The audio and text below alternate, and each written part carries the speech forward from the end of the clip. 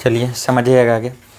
Question है कि एक राइट ट्राइंगल है हमारे पास जिसका हाइपोटेनस 13 सेंटीमीटर है और बेस कितना है 5 सेंटीमीटर। पूछ रहा है एरिया क्या होगा। राइट ट्राइंगल का एरिया क्या होता है 1/2 इंटू बेस इंटू हाइट। तो इसका एरिया हम लोग को मिलेगा 1/2 into A B into base. लेकिन क्वेश्चन है कि ए बी मालूम नहीं है।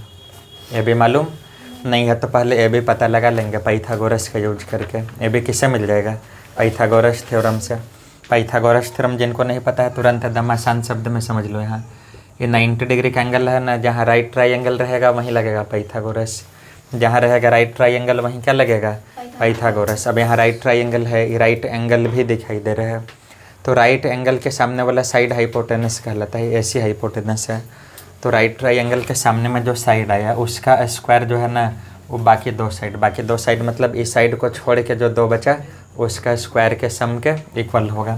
तो इक्वल हो गया किसका A B square plus B C square का। बोलो हाँ या ना। 90 डिग्री के सामने वाला साइड सबसे बड़ा और सबसे बड़ा साइड का जो स्क्वायर होगा वो बाकी दो साइड के स्क्वायर के सम के इक्वल होगा। तो यहाँ लिख दिए ए सी कितना मालूम है 13 सेंटीमीटर तो इसका स्क्वायर। ए बी नहीं पता है। बी सी कितना मालूम है 5 सेंटीमीटर तो इसका स्क्वायर। 13 का square 169 centimetre square is equal to A B square plus कितना 25 सेंटीमीटर स्क्वायर। तो 169 minus 25 centimetre square is equal to A B square. Clear है कॉन्सेप्ट ना यहाँ तक। तो ए बी स्क्वायर यहाँ से क्या मिलेगा तो ये पूरा का रूट। अच्छा उससे पहले ही सब्ट्रैक्ट होगा।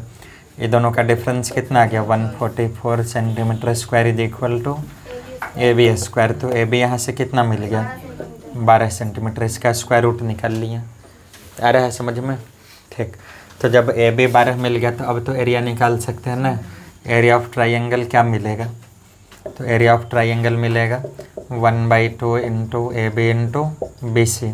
तो हो गया 1/2 इंटू ए बी कितना मालूम 12 सेंटीमीटर, बी सी कितना मालूम 5 सेंटीमीटर। 2 से 6 टाइम्स 30 सेंटीमीटर स्क्वायर है ना। फिर से समझना क्वेश्चन बनाते कैसे हैं। जो दिया हुआ था पहले उसका फिगर बना दिए।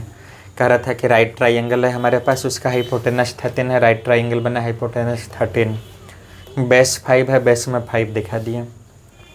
अब पूछ रहा है अब इसका एरिया बताओ। हम क्या जानते हैं कि एरिया होता है 1/2 इंटू बेस इंटू हाइट। तो इसके हिसाब से 1/2 into A B into B C या 1/2 into B C into A B. लेकिन ए बी मालूम नहीं है तो पहला काम हमारा होगा ए बी पता लगाना। ए बी कैसे फाइंड करेंगे तो पाइथागोरस थ्योरम का यूज करके। यही है पाइथागोरस थ्योरम। हाइपोटेनस का square is equal to perpendicular का स्क्वायर प्लस किसका स्क्वायर बेस का। तो यहाँ से हम लोग फाइंड कर लिए कि ए बी इतना रहेगा।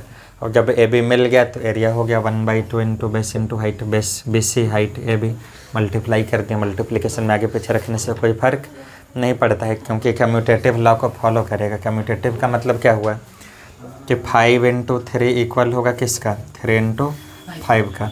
इसी को कहते हैं कम्यूटेटिव लॉ ऑफ मल्टीप्लिकेशन है ना। और कोई डाउट है इसमें बोलिए। ये पूरा क्वेश्चन में और किसी को कोई डाउट पूछना है और कोई नहीं पकड़ो तब।